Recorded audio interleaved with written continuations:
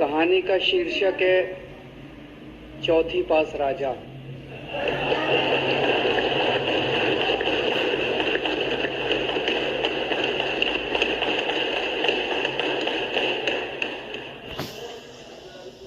आपने बचपन में राजा रानी की बहुत कहानियां सुनी होंगी।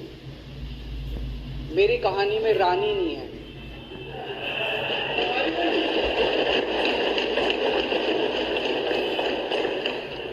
बस राजा है। ये कैसे राजा की कहानी है अध्यक्ष महोदय, जो अनपढ़ था, चौथी पास था, बेहद अहंकारी था, बहुत अहंकार था, बहुत ज्यादा, और पैसे की इतनी हवस थी, इतना भ्रष्टाचारी था, इतना भ्रष्टाचारी राजा था। ये एक महान देश की कहानी है। एक बहुत महान देश था, कई हजार साल पुराना देश। उस देश में एक गांव में एक बहुत गरीब परिवार में एक बच्चे का जन्म हुआ। जब बच्चे का जन्म हुआ तो ज्योतिषी ने कहा, गांव में ज्योतिषी होते हैं, आते हैं, वो पत्री बनाते हैं। ज्योतिषी ने कहा, माई तेरा लड़का बड़ा होके बहुत बड़ा सम्राट बनेगा। माई को यकीन नहीं हुआ, मेरा इतना गरीब हूं मैं, कहां से मेरा बेटा सम्राट बनेगा। तो उसने कहा, नहीं, तेरे बेटे के ग्रह बताते हैं तेरा बेटा बहुत बड़ा सम्राट बनेगा। बेटा धीरे धीरे बड़ा होने लगा। स्कूल, गांव का ही स्कूल था, स्कूल जाता था, उसका पढ़ने वढ़ने में मन नहीं लगता था। तो चौथी के बाद उसने किसी तरह से चौथी करी, चौथी के बाद उसने स्कूल छोड़ दिया। गांव के पास एक रेलवे स्टेशन था।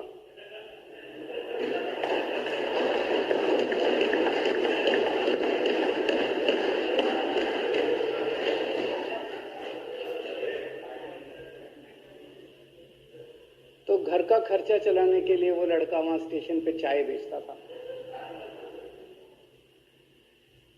लड़के को भाषण देने का बड़ा शौक था। सारे गांव के लड़कों को इकट्ठा कर लेता, आसपास के गांव के भी इकट्ठा कर लेता, सामने वो खाट डाल लेता, उस पर चढ़ जाता और भाषण देता।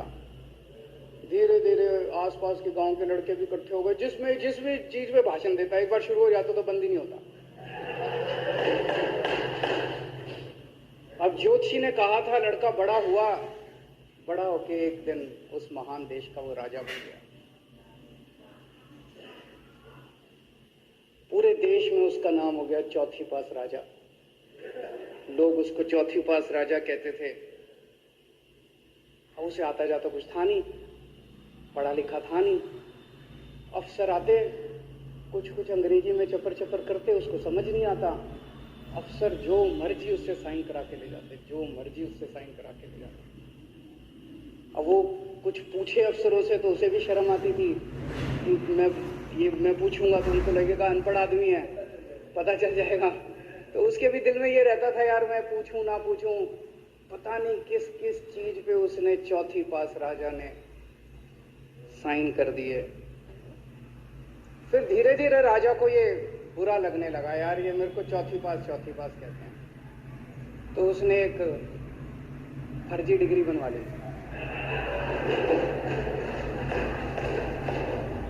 कहीं से फर्जी डिग्री बना के ले आया एमए की।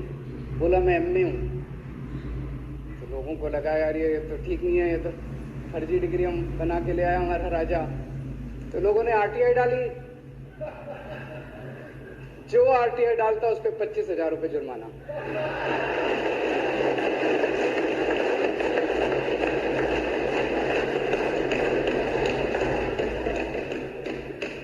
आपके नेता की बात नहीं कर रहा। आप लोग भी हंस सकते हो।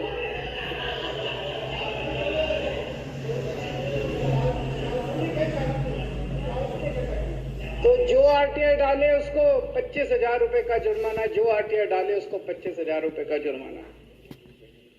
एक दिन कुछ लोग गए चौथी पास राजा के पास। बोले जी एक बड़ा धांसू आइडिया लेके आए हैं। बोले बताओ। बोले जी नोटबंदी कर दो, भ्रष्टाचार खत्म हो जाएगा देश से। तो उसने कुछ पूछा, उसे कुछ समझ नहीं आया राजा को क्या कह रहे हैं क्या नहीं, पर उसे लगा यार कुछ धांसू आइडिया होगा। उसने एक दिन रात को 8 बजे टीवी चैनलों पे जाकर नोटबंदी कर दी। बोला सारे नोट बंद। पूरे देश में हाहाकार मच गया, तड़प गए लोग, धंधे बंद हो गए, दुकानें बंद हो गई, लोग बेरोजगार हो गए, बुरा हाल हो गया पूरे देश। लंबी लंबी लाइनें लग गई पूरे देश के अंदर। लोगों ने जाके उसको कहा जी नोटबंदी कर दो, आतंकवाद खत्म हो जाएगा।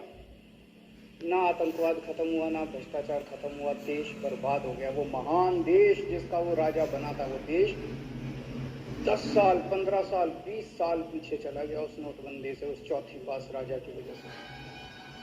एक दिन कुछ लोग गए उस राजा के पास। बोले जी खेती खूब बड़ी हो जाएगी, ये किसानों के कानून पास कर दो। अब उसको कुछ अकल नहीं थी राजा को, अनपढ़ राजा था। उसने साइन कर दिए, 3 काले कानून पास हो गए किसानों के। पूरे देश के किसान सड़कों पे, जगह जगह मोर्चे, 750 किसानों की मौत हो गई 1 साल के अंदर। अंत में राजा को वो कानून वापस लेने पड़े। धीरे धीरे देश की समस्याएं बढ़ती गई, क्योंकि राजा ऐरे गहरे। इससे पहले एक और राजा आया था, मोहम्मद बिन तुगलक।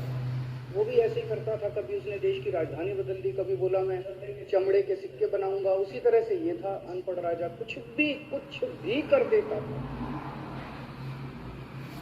अब राजा को एक दिन लगा यार मैं तो राजा बन गया, पता नहीं कितने दिन रहूंगा। तो उसकी गरीबी में जो जीवन उसने जिया था, उसे लगा यार पैसे तो कमाने चाहिए। पैसे कैसे कमाऊं? पैसे कमाऊंगा तो जनता में छवि खराब होगी। तो उसने अपने एक दोस्त को बुलाया और उस दोस्त को बोला कि ऐसा करते हैं कि मैं तो राजा हूं, सारे सरकारी ठेके तेरे को दिलाऊंगा, सारी कंपनियां तेरे को दिलाऊंगा, सरकारी पैसा तेरे को दिलाऊंगा। नाम तेरा, पैसा मेरा। तेरे को पूरे उस पे 10% कमीशन तेरे को मिलेगा, सारा पैसा मेरा। दोस्त मान गया। दोस्त को क्या था, फ्री में पैसा मिल रहा था, दोस्त मान गया। उसके बाद दोनों ने मिलके जो देश को लूटा,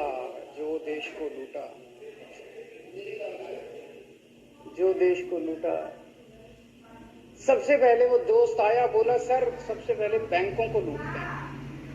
तो बोला वो कैसे यार, बैंकों को लूटेंगे तो ये तो ठीक नहीं है। बोला नहीं ऐसे करते हैं, आप किसी बैंक के चेयरमैन को बुलाओ, उसको बोलो कि वो मेरे को लोन देगा। बोला लोन देगा तो वापस करना पड़ेगा। बोला वापस कौन करेगा, वापस थोड़ी करना है, आप राजा हो, वापस नहीं करना, लोन दिला दो बस। तो राजा ने एक बैंक के चेयरमैन को बुलाया, बोला इसको लोन दे। तो वो चेयरमैन की सिट्टी पिट्टी गुम हो गई, यार मैं तो मर जाऊंगा, फंस जाऊंगा, वो भाग गया। तो फिर उन्होंने ढूंढ ढांड के एक ऐसा चेयरमैन चुना जो कि सरासर भ्रष्टाचारी, जिसके ऊपर 10 फाइलें खुली हुई, जिसके ऊपर 10 केस चल रहे, उसको बुलाया।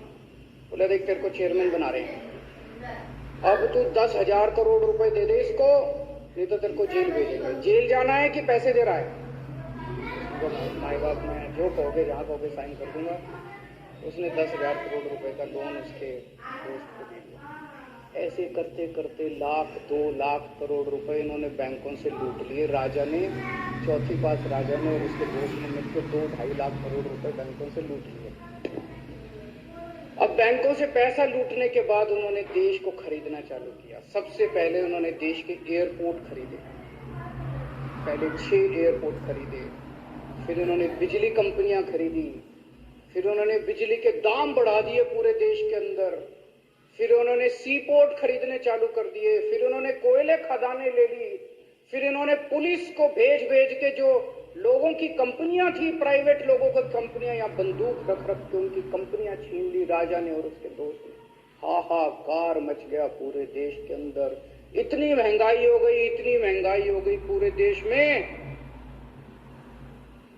पहले गैस 400 रुपए सिलेंडर होती थी, चौथी पास राजा के आने के बाद 1100 रुपए सिलेंडर हो गई। पहले पेट्रोल 71 रुपए होता था, 97 रुपए हो गया। पहले डीजल 57 रुपए होता था, 90 रुपए लीटर हो गया। जब पेट्रोल के दाम बढ़ गए, डीजल के दाम बढ़ गए, तो सारी चीजों के दाम बढ़ गए देश के अंदर। हाहाकार मच गया। सब चीजों पे इसने और इसके दोस्त ने कब्जा। दूध पहले 46 रुपए होता था, 66 रुपए लीटर हो गया। बच्चों को माएँ दूध पिलाने लायक नहीं बची। घरों के अंदर छोटे छोटे बच्चों के दूध छीन लिए इसने, राजा ने।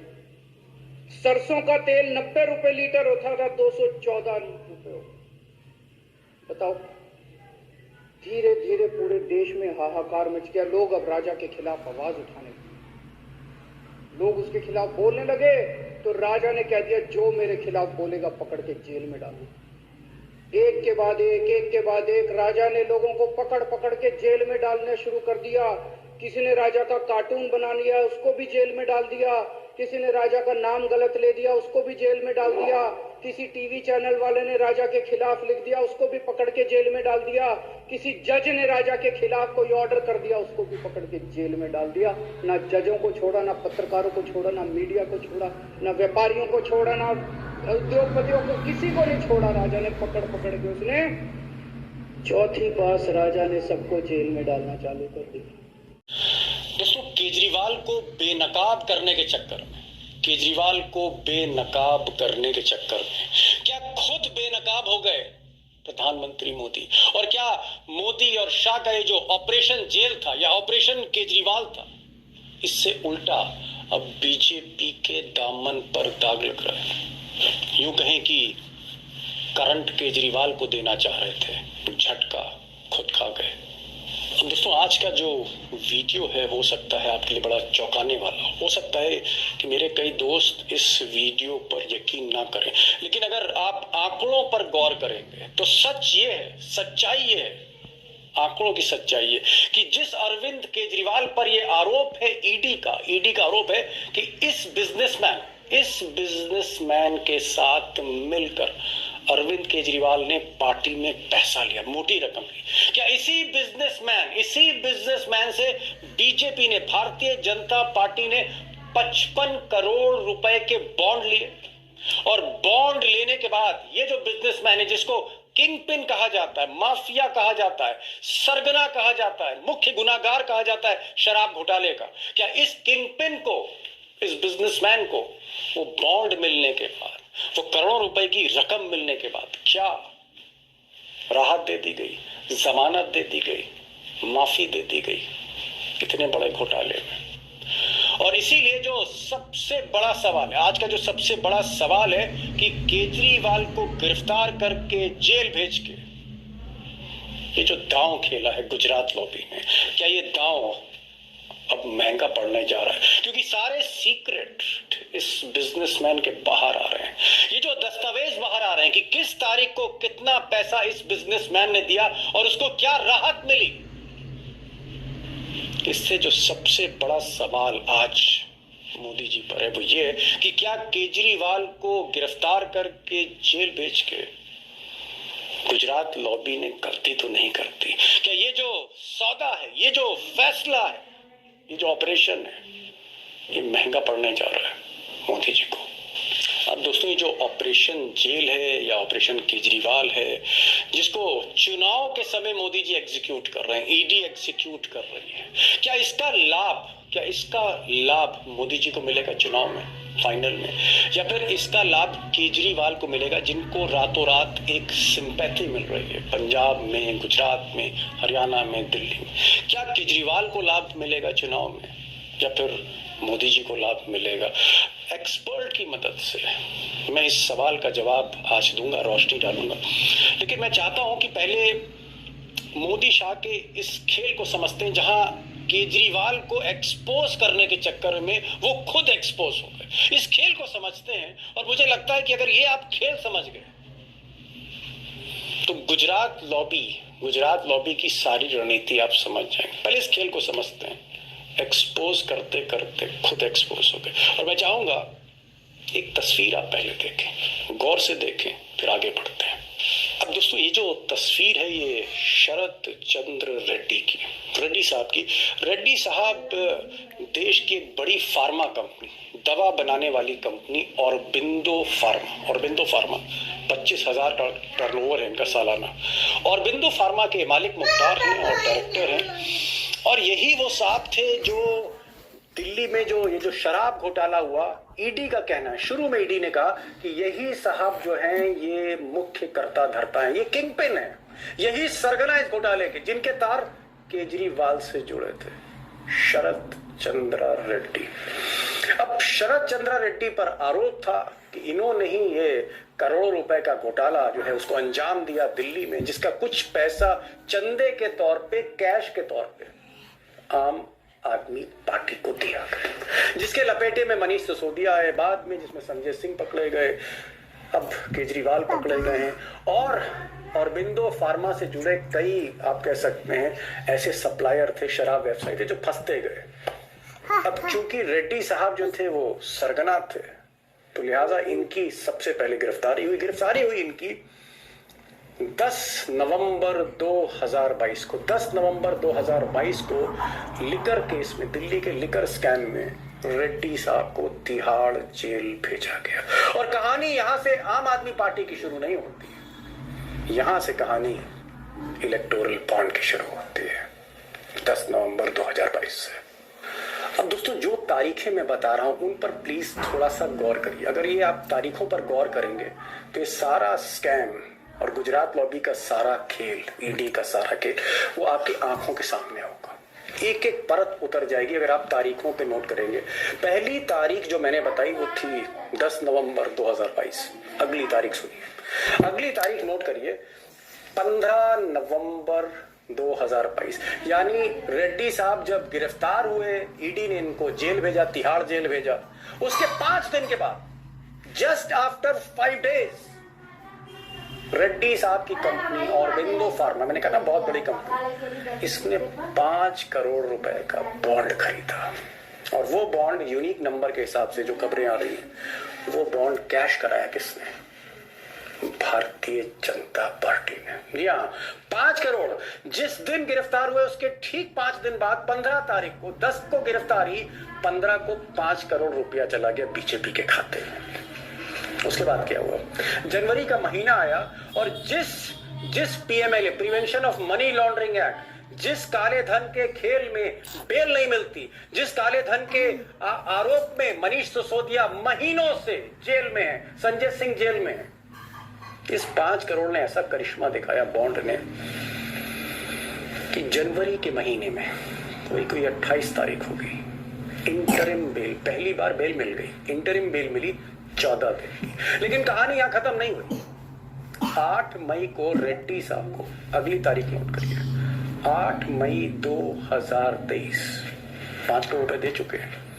8 मई 2023 को अदालत ने, हाई कोर्ट ने, जो कभी बेल नहीं देती पीएमएलए के केस में, इनको बेल दे दी, रेगुलर बेल दे दी। और फिर अगले महीने जून में, 1 जून को रेड्डी साहब को फिर जो है अदालत ले जाया गया और वहां पर इनको सरकारी गवाह बनाया गया। जी हाँ, सरकारी गवाह, सरकारी दामाद नहीं बल्कि सरकारी दामादी समझ लीजिए, सरकारी गवाह सरकारी दामादी होता है। सरकारी गवाह बन गए और इन्होंने कई लोगों का नाम लिया, केजरीवाल, ये वो कैसे हुआ, जो ईडी कहती गई वो ये बताते चले गए। तो ये साहब सरकारी गवाह बन गए और एक तरह से जुलाई आते आते माफी हो गई। या जो सरगना था, आप कह सकते हैं एक तरह से माफ कर दिया गया, एक तरह से माफ कर दिया गया। कहाँ इंटरिम बेल हुई जनवरी में, उसके बाद रेगुलर बेल हो गई, फिर सरकारी गवाह बन गए, मेहमान बन गए, उसके बाद ये ईडी के। जाहिर तौर पे जब मेहरबान थी ईडी, तो फिर इन्होंने 8 नवंबर 2023 को, जब सारा केस इनका अब ठंडा हो गया, तो रेड्डी साहब ने 8 नवंबर 2023 को तोहफे देने की, गिफ्ट देने की जड़ी लगा दी। 8 नवंबर 2023 को ऑरबिंदो फार्मा, जी इनकी कंपनी ने 25 करोड़ रुपए के बॉन्ड बीजेपी को दिए। उसके बाद इनकी एक और कंपनी है एपीएल हेल्थ केयर, तो उसी 8 नवंबर को 10 करोड़ रुपए दिए। और उसी दिन यूजिया फार्मा, ये भी इनसे जुड़ी एक कंपनी है रेड्डी साहब से, 15 करोड़ रुपया दिया। कुल मिलाकर 55 करोड़ रुपए इस बिजनेसमैन ने दिए, जिसको ईडी सरगना शुरू में कह रही थी और गिरफ्तार किया था। 55 करोड़ रुपए देकर ये आदमी जो है इस